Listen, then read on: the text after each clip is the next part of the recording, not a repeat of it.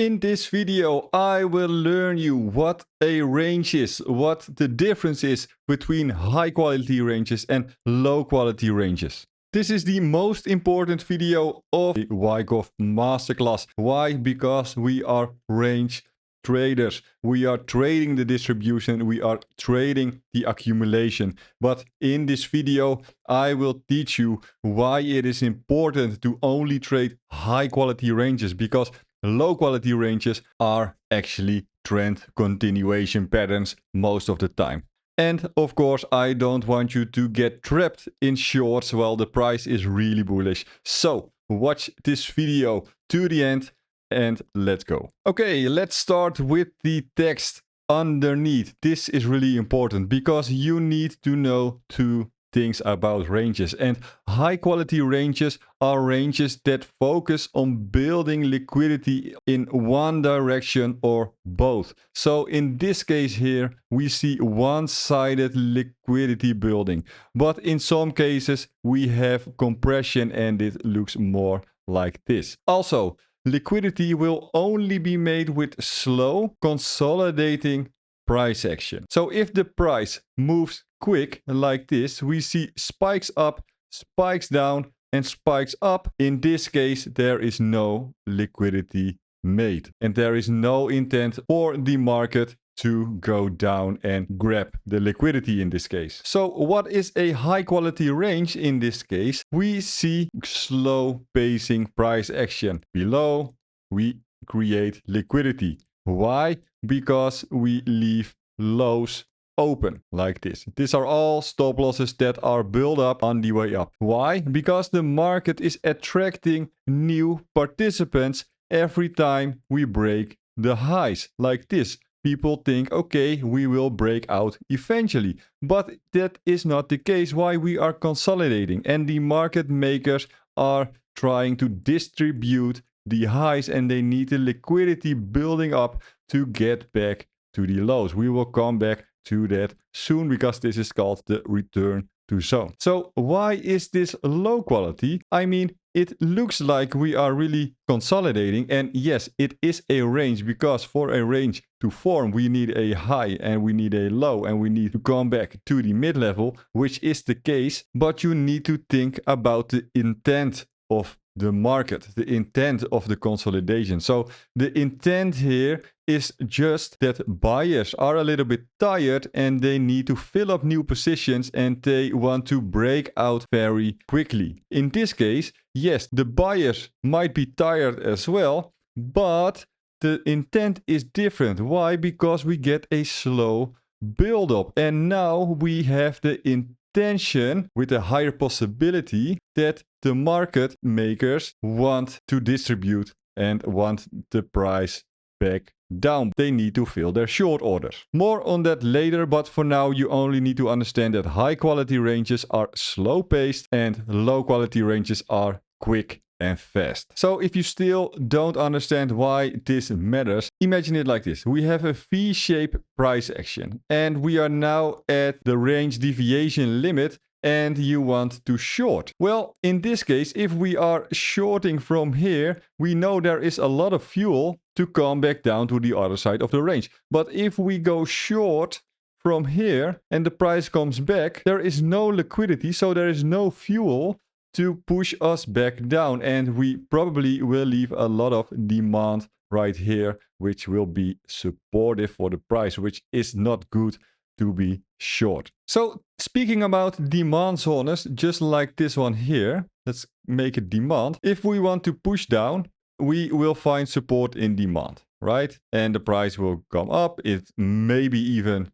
more support and we get some price action like this. So again, if we are shorting, this is no good. But what we want to see in high quality ranges, and this is the next step, we need to see slow paced price action. We need to see liquidity building up, but we also want to see that if we leave demand zones like this, let's say these are all demand zones like this, we want to have them mitigated already, but not sweep the liquidity. So if it looks like this slow paced action, we took the demand or we mitigated the demand, we build up liquidity, this is absolutely beautiful to short. Why? Because in this case, the demand is support. Now, the support is already tested. Here it is already tested. So if it is already tested, it is super weak. So the buyers that stepped in and pushed the price higher will not be there on the way down, because the price pushes so hard, because there is so much liquidity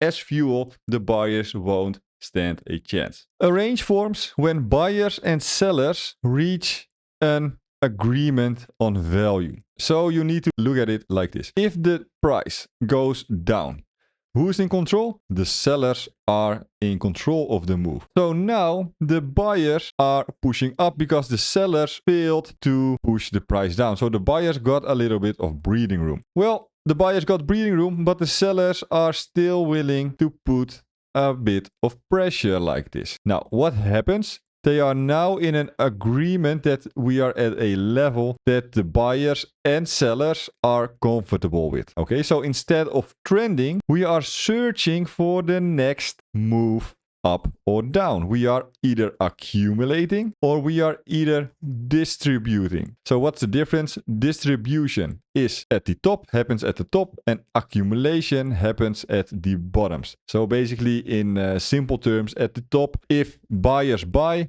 the sellers open new position. The market makers open new positions to push the price lower and build new momentum for the way down. And accumulation is the opposite. The big buyers buying into the lows, filling their positions, and they will push the price higher on a later stage. Okay, so smart money is quietly buying or selling on either side. Okay, so now is the question, how do we read the range? Which I already told you, like high 1, high 2, high 3. The question is, why does this matter?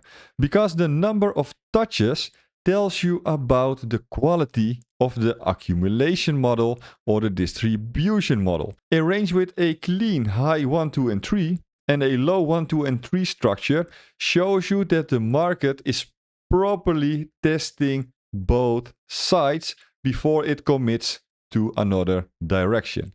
Okay, so with 3 highs and lows, it's just a healthy range, and this usually leads to a stronger move once it finally breaks. So if you only see 1 or 2 touches before the breakout, the range was rushed. It is less reliable and it is most likely to price action. So now let's go to the chart. I have an example here of the bottom of Bitcoin, the actual bottom of this full retracement we had in 24, which lead to this uptrend. And you could have catched this bottom if you understood accumulation. How to draw a range in real time. Let's give this another color, make it white. What you want to do is you want to draw the market, or you want to understand at least the market structure. Okay, it's obviously not as nice as I drew it here, but if you understand the market structure, you see, okay, we have a high here, we have a low here, and we had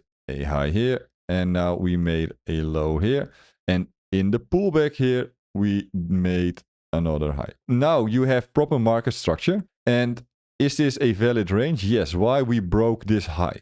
We broke this high, so this counts as the new high. So we make this, I call it L1, low 1. We call this high 1. And you see the range got confirmed when we get back to the mid-level of the range. In this case, you see this is not slow price action. It went down pretty quickly. So is this good for a long to back to the highs? No. Why? It was quick price action. So a long here isn't that good. But if we go any further and we see a low 3, and after low 2, you can take the range down like this, because this is the new extended range. So this is now the current range. And now you see, okay, we have a high, another high, another high, another high, another high, and another high, which is all above here liquidity points that needs to be taken at some point. So when we see and we come back in the deviation limit, we see that we have a equal bottom right here. So this is actually very good. Why? The demand is really getting tested. The demand is getting tested. We break the high right here. We create a higher low and the price is pushing up. Okay. So in this case, you could go long. Go for inventory, building your long when we actually break the high here and you target the high of the range. So for the example part, I will come back in a later section. So this is the first move you can make. This is like free money at this point because the accumulation is super clear. You can even set your stop to here for a better risk reward. So this is how you build your ranges, okay? And this is an example with only one high. If we search for other examples, this is a nice one. We have the high and we have the low like this. And now we see, okay, we have high 1, high 2, we have low 1, and we have low 2, and this is the third low, the higher low. I will tell you about the different accumulation models later on, but this is a very good model. And you see when we swept this here, you had a nice long position. I already told you in the previous lesson, if you just take the long here like this and you put your stop at the breaking point, look at what you have got. This is already a risk reward of 8. If you had some balls and you held all the way to the highs, you got a 20 RR trade just by understanding the reaccumulation model.